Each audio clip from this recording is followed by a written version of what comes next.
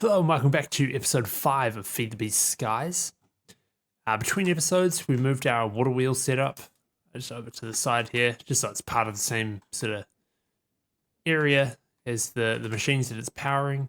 I cut down another tree. I think it was here. Yeah, I'm pretty sure there was a tree there. I kind of can't remember where it is, but it was there, I think. I've planted a bunch of trees there. We'll chop that down in a second. Looking at the quests, I made the right upgrade tool. If you remember, pretty early on, we made a linking tool with a stick and a sulfur gem, I think, on the bookshelf. But when we made it, we had the stick and the gem in the wrong hands, and we made a backwards linking tool, which works exactly the same. It just meant that the quest didn't pop. But now that it has, grab all these quest rewards, eat the marshmallow. Now, I thought I'd get you in here just because I'm doing some upgrades to the system back here. We've got our pedestal here generating stone. As you can see, it's empty. We just, it's going pretty slow. Yeah, all the hammers and everything's empty. So we're not getting any form of backlog. So I figured I'm going to split this up. And so I'm going to have one of these pedestals crushing down into the gravel. I'm going to make another one and put it on top of chiseled sandstone, which will generate us sand. So that means we can just generate sand directly, and we only need one of these auto hammers on this side to generate dust. And of course, because we have two, it'll kind of double the output. So I've made two upgrade bases. This is of course with gold in the upgrade tool. Then with a water bucket and a lava bucket, we get the material generator upgrade for the pedestals. The other thing that we got, I think I got it from one of those chests that spawn, the ones that attack you. But we got these bunny hoppers, and I don't know if you remember these from the last mod pack, all the mods 8. We got these pretty early on, and they are very good. Increases jump height and grants immunity to fall damage. Because this, being able to jump this high, is so good. So good. Not only that, but of course if we fall off, it spawns us back in the sky, and we have no fall damage. So these shoes are lifesavers. Probably literally. Anyway, I want to use the chisel on the sandstone here to make some chiseled sandstone.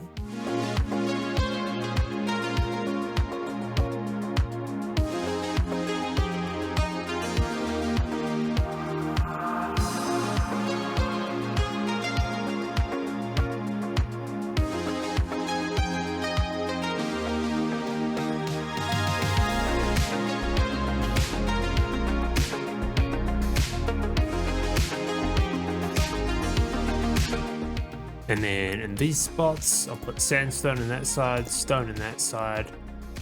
We put a pedestal on each. Material generator upgrade in our offhand. Throw it in each one of these. They should be generating cobble and sand.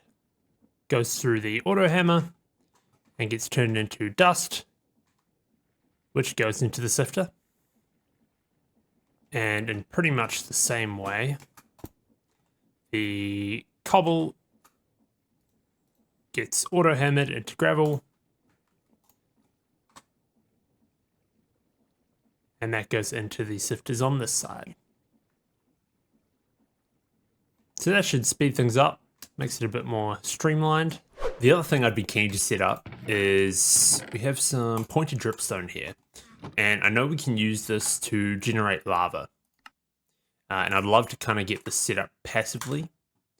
So we've got our tank here. I've already squeezed out enough blaze for 4 buckets of lava, since we've got 4 dripstone here. So on top of that, I think we need 4 cauldrons.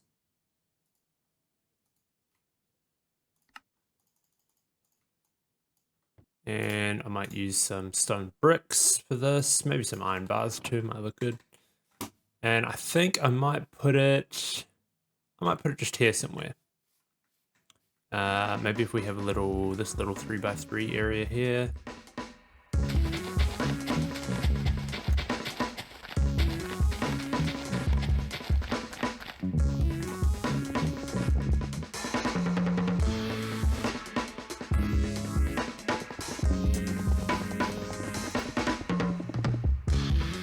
There we go. We've got the startings of a little dripstone setup. So once I place some lava up here that sits above the dripstone should very slowly drip lava into these cauldrons. We've got some fluid hoppers here. Go into the tank.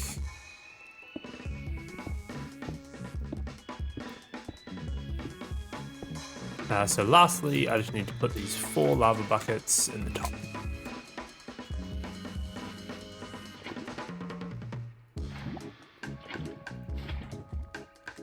Now we should see the dripstone here dripping lava. And then after a long time, that'll generate some lava, which hopefully will end up in the fluid tank down here. So I'll leave this for a good while and see how it goes. So it's been a little while, and we can see that everything is filled up with lava. We've got 32 buckets in here, and cauldrons are full, and I'm sure these fluid hoppers are as well. So although it is slow, if you're AFK for a while, it'll very quickly fill up. So part of the reason why I wanted to get these lava cauldrons full, I want to make a few more of these material generator pedestals. So they need a lava bucket and a water bucket. There's quite a few in here that I think would be kind of cool to have. These ones that don't need anything to start with especially, I think would be quite good. Like a block of coal, we can get unlimited Blackstone, which would be quite cool for sort of building resources. Of course, the sandstone and sand we've got going over with the resource generation. Andesite we've got going over there. Ice for snow, could do, probably not really worth it. I mean, look at this one. Bricks for clay, that's pretty good. One of the main ones I wanted to do was this one. So I'd like to get some Soulsand going. Eventually we will need to sieve this to get nether quartz and nether wart. Probably gas tears as well. So it would be good to start collecting up some of this Soulsand. And having a look at how to get Soulsand, it looks like we have to throw some sand into some spirit fire. And we get spirit fire by lighting a fruit on fire. The Demon's Dream fruit from occultism. If we throw that on the ground, we can light it and then throw sand in that fire, I think. But we're quite lucky. We have some seeds here. I'm not sure where they came from, whether it was when we were sifting the dirt or just I don't know. It could have been the chests in the village. But we've got that and we've got bone meal, so I figure we might as well just grow some of this.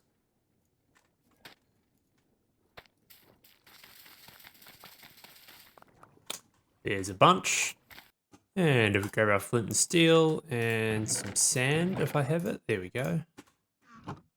So if we throw this on the ground, we light it on fire, and then we throw the sand into it.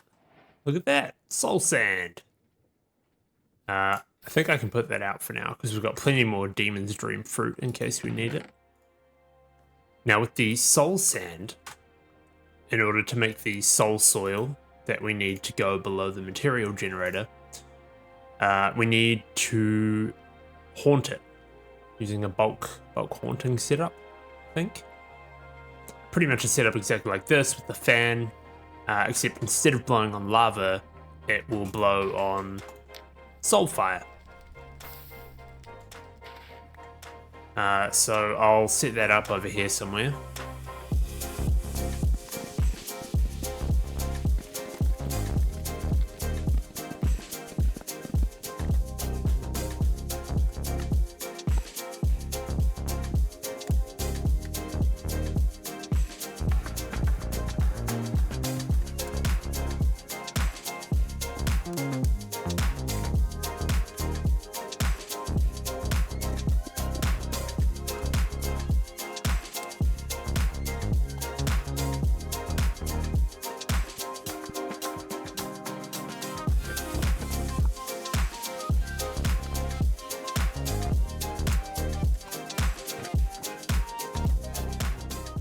And there we go. Set up with the pretty much exactly the same as it is down here. Just need to add a filter here to only pull out soul soil.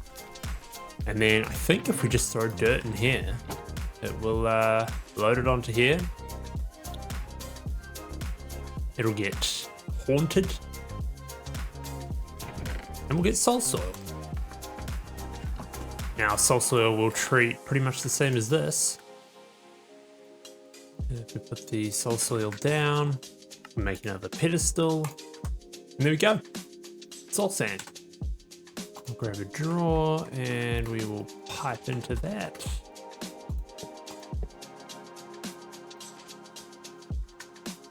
And there we go. Generating Soulsand. So we'll eventually add this to our material generation back here. Kind of a nice spot for it in the middle there, so we'll do that at some point, but we kind of have enough quartz, so it shouldn't be too bad. And while we're here, we might as well set one up for coal. Block of coal into Blackstone as well.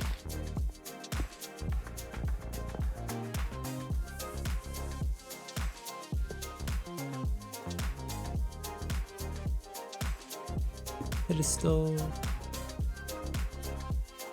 Material generator.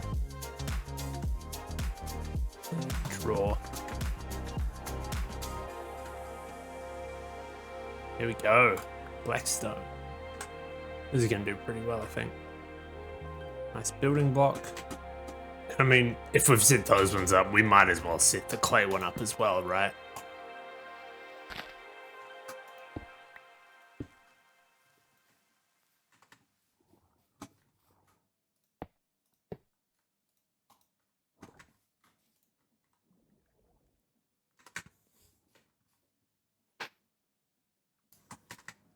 And might as well put gold upgrades in these other three as well. And that's probably a good wrapping up point for this episode. Bit of a shorter one. Next episode, I'm thinking we're going to get into power generation and a mob farm, maybe.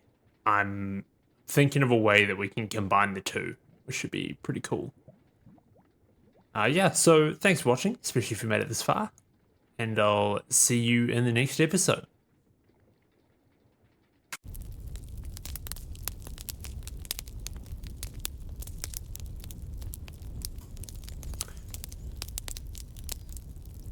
Let me know what you think in the comments.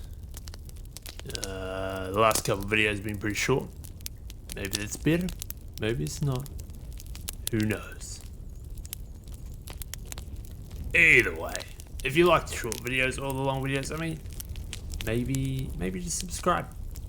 Maybe you'll get a bit of both. You know? Who knows? Who knows?